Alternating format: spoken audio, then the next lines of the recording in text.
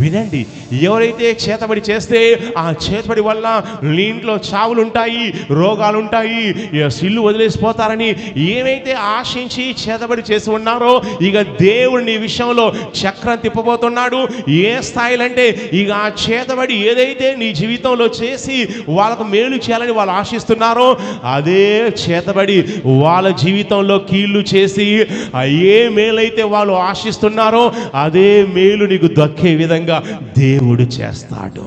వినండి, ఎవరైతే నా జీవితంలో ఎన్నాలి పోరాటం, ఎన్నాలి సమస్య, ఎన్నాలి కష్టాలు, ఎన్నాలి బాధని ఎవరైతే మనస్తాపంతో ఉన్నారో, ఎవరైతే వేదల దగ్గరకు వచ్చి ఉన్నారో, వారందరితో పరిశుద్ధాత్మ దేవుడు ఈరోజు సెలవిచ్చే మాట ఏంటంటే, నా కుమారులారా, నా కుమార్తెలారా, మీ విషయంలో నేను చక్రం తిప్పబోతున్నాను.